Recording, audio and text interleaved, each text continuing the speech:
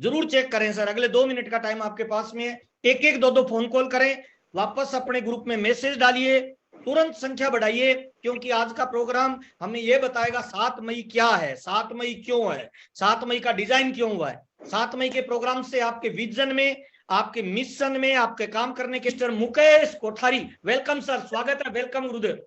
धन्यवाद महावीर जी, और धन्यवाद सभी हमारे लीडर्स जो आज इस मीटिंग में आए हैं।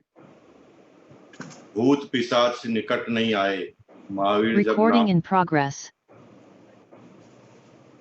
तो भूत पिशाच भी महावीर जी के निकट नहीं आते हैं, हनुमान के निकट नहीं आते हैं। अब महावीर का नाम सुनाने से ही अच्छे अच्छे के डर भाग जाते हैं। तो तमाम सीनियर साथी और तमाम हमारे डिस्ट्रीब्यूटर जो इस मीटिंग में आए हैं, मैं उनका स्वागत करता हूं। आशा करता हूं कि 25 तारीख को जो ट्रेन दिल्ली में खड़ी थी, अब वो मेन ट्रैक पर आ रही होगी।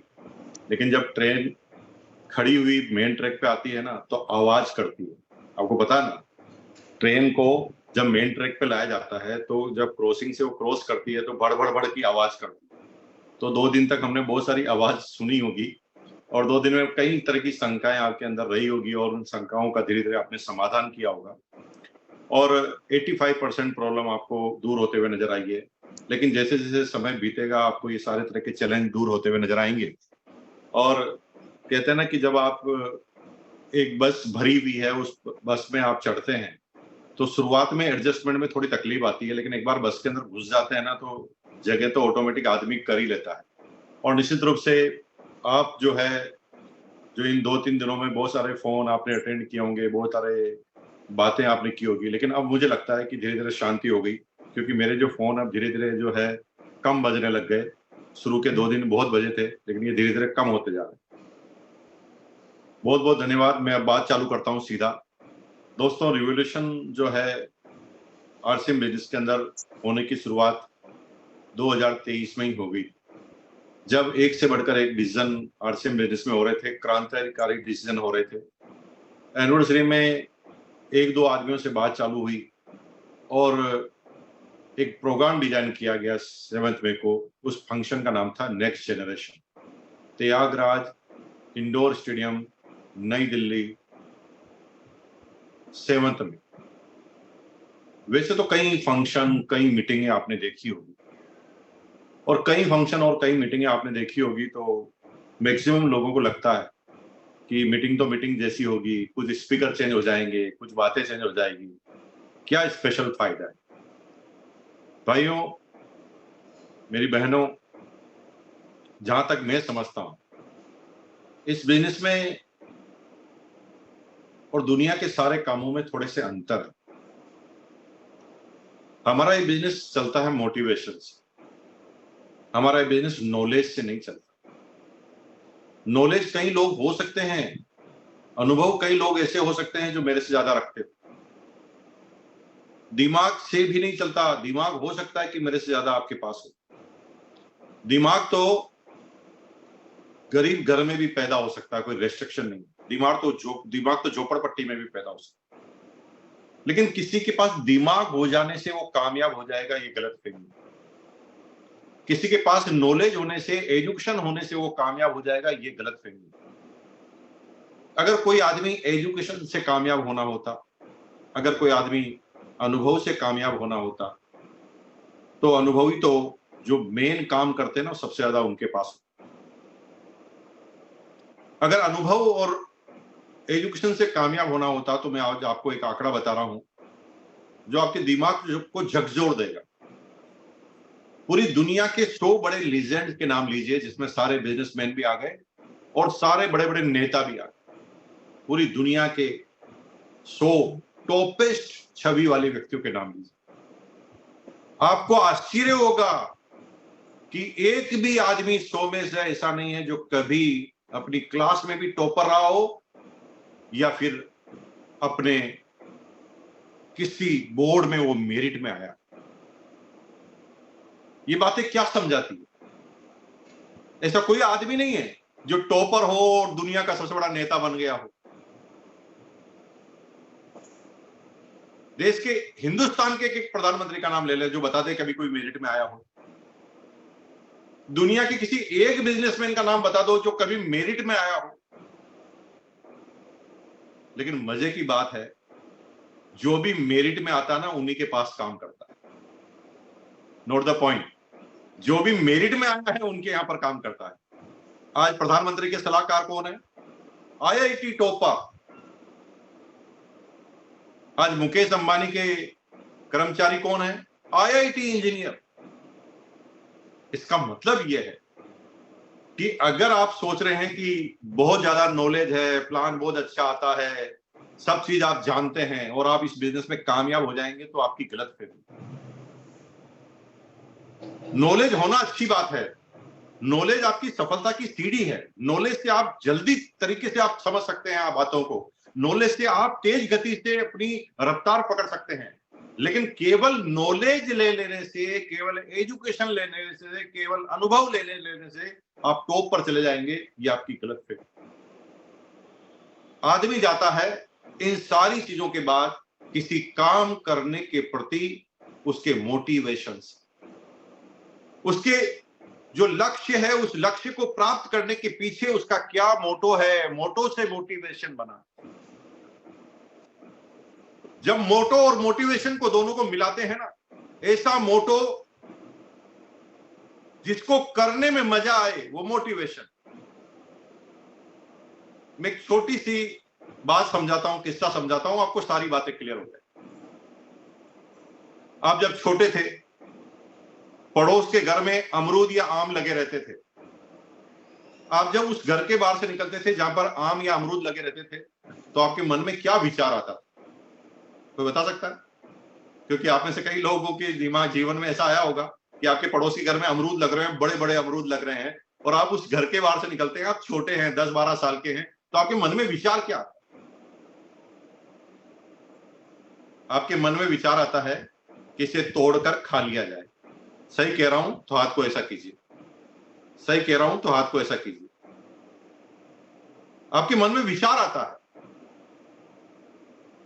कि इसको मैं तोड़कर खा लूं। लेकिन जब आपके मन में विचार आता है ना, तो आपके एक अंदर और आदमी बैठा रहता है, और वो आदमी जो है ना, दिल, वो आपको कहता है, चल पगले चुप, फालतू की बातें करता है।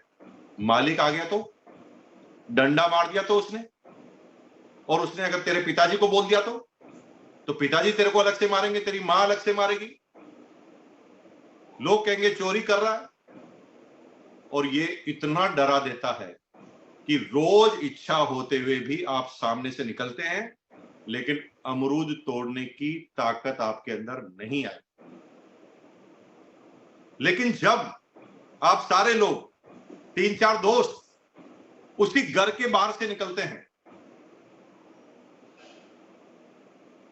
तो चारों दोस्तों के दिमाग में एक ही बात आती है, यार चलो अमरूद खाएं। अब 4 दोस्त एक साथ बोल रहे हैं अमरूद खाएं, तो पहला दोस्त डराता है, मालिक आ गया तो, उसने डंडा मार दिया तो दूसरा जवाब देता है, डर मत, मैं गेट के ठीक सामने खड़ा हूं, अगर मालिक आएगा तो मैं सीटी मार दूंगा। तीसरा कहता है मैं साइकिल तैयार रखूंगा। चौथा कहता है कि मैं तेरी रक्षा कर लूंगा। और 4 आदमी इकट्ठे होते ही वो काम डन हो जाता है जो एक से नहीं हो रहा है। इसका मतलब यह है कि जब हम संगठन में रहते हैं, जब हम एक साथ रहते हैं, तो काम करने का मोटिवेशन आता है। और दुनिया में इसलिए वो सारी सेमिनारों का सिस्टम से ही लोग कामयाब हुए हैं। अगर महावीर जी कामयाब हुए हैं, अगर मुकेश कोठारी कामयाब हुए हैं, अगर सुरेंद्र वंश, राजाराम जी कामयाब हुए हैं, अगर दिनेश चौधरी जी कामयाब हुए हैं, अगर कोई भी कोर लीडर कामयाब हुए हैं, तो उन्होंने एक चीज अपनाई है, दिमाग नहीं लगाया, उनके पास अनुभव नहीं था, उन्होंने एक ही बात लगाई, लोगों को ले जाकर उन लोगों में बिठा दिया जो कामयाब होना चाहते थे। That is called seminar.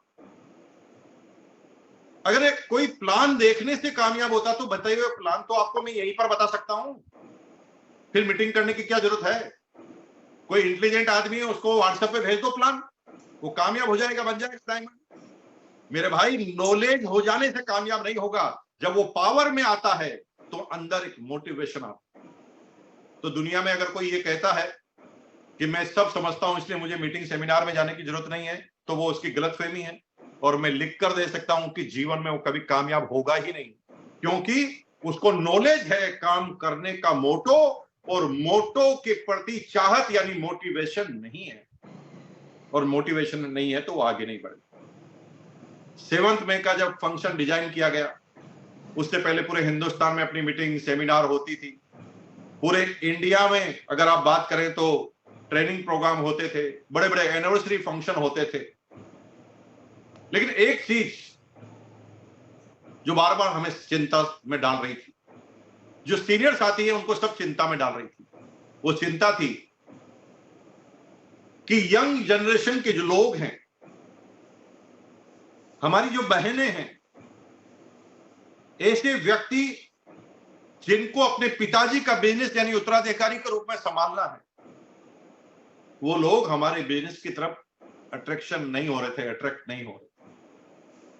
ये विचार इसलिए आया जब मैंने अपने बच्चों से कहा कि हमें आरसीएम करना है या मीटिंग में चलना है, तो मेरे बच्चों ने मुझे कहा ये तो अंकल लोगों का बिजनेस है, हम जाकर क्या करेंगे? आप सब लोग हमारे को पका दोगे वहां पर, 3-3 घंटे तक आप लगातार बात करते हो, इतनी लंबी भी कोई बात की जाती है? मैंने ये समझने की कोशिश की कि ये बच्चे जो हैं, यंग जनरेशन है, चाहती क्या। जैसे जैसे एजुकेशन बढ़ेगी, आदमियों में पेशेंस का लेवल डाउन होता जाएगा। आप देखना, आपके पुराने परिवारों को आप देखें तो वहां संयुक्त परिवार होते थे। वो कम पढ़े लिखे थे लेकिन संयुक्त रहते थे, क्योंकि वहां पर रेस्पेक्ट होती थी और एक आदमी दूसरे आदमी की बात मानता था, सीनियरिटी का महत्व समझता था। दादाजी ने कह दिया तो कह दिया, चाहे आप कोई भी अलग बात करें नहीं चलेगी। लेकिन जैसे जैसे एजुकेशन बढ़ी, मैं, क्यों, क्या, कैसे होगा, ये वर्ड परिवार में बढ़ते गए।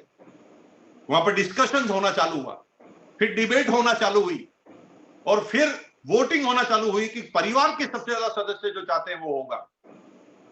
और आप देखेंगे कि पेशेंस इतना खत्म हो गया कि कोई किसी को झेल नहीं सकता। 3 भाई हैं, 3 भाइयों की वाइफ है, 3 भाइयों के बच्चे हैं, तो एक दूसरे के साथ कोऑर्डिनेट ही नहीं कर पाते। और नतीजा क्या हुआ? अलग अलग छोटे छोटे परिवारों में हम लोग बट गए। ये पेशेंस लेवल डाउन हो गया। लेकिन अब ये जो समस्या है, ये जो चैलेंज है, इस पे मैं 3 घंटे तक भी भाषण दूंगा तो इसे दूर नहीं किया जा सकता, क्योंकि ये एजुकेशन के साथ साथ जो जनरेशन का गैप आ रहा है, वो आ रहा है, उसको हम नहीं बदल सकेंगे।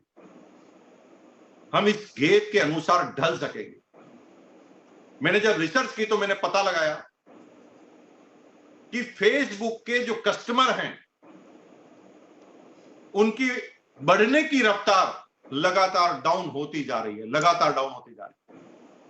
आज के 10 साल पहले फेसबुक 200% की रफ्तार से बढ़ रहा था, वो बढ़ने की रफ्तार 5% पर आ गई। अगर फेसबुक के कस्टमर की बात करें तो सारे आदमी ऐसे ही फेसबुक पे मिलेंगे जिनकी एज 30 साल से लगातार ज्यादा है। 50 साल के हैं, 60 साल के हैं, वो लोग फेसबुक पे मिलेंगे। यंग जनरेशन फेसबुक चलाती ही नहीं। क्यों नहीं चलाती? क्योंकि वहां पर लंबी लेंथ के वीडियो डाले जा सकते हैं। नई जनरेशन इंस्टाग्राम चेक करती है। हर आपका छोटा बच्चा है तो आप पता लगा लेना, अगर वो 20-22 साल का है तो वो फेसबुक पर नहीं होगा, इंस्टाग्राम पर होगा। क्यों है वो इंस्टाग्राम पर? क्योंकि 30 सेकंड से ज्यादा कोई चीज डाली नहीं जा सकती। और नई जनरेशन है ना भाई, 30 सेकंड के वीडियो में ही समझ जाती है कि इसे सुनना है कि नहीं सुनना। 3 सेकंड में तो वो निर्णय ले लेती है कि इससे बात भी करनी है कि नहीं करनी।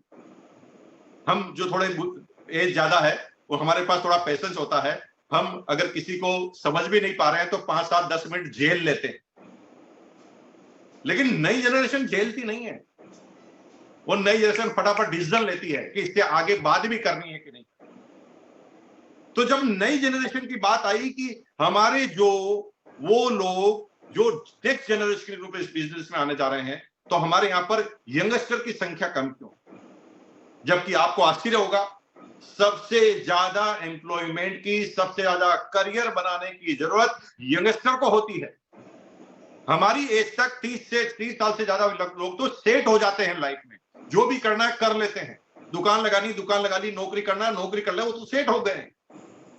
लेकिन जिनको सबसे ज्यादा करियर की जरूरत है, वो लोग इस सिस्टम में ही नहीं। यह है तो बहुत कम मात्रा में।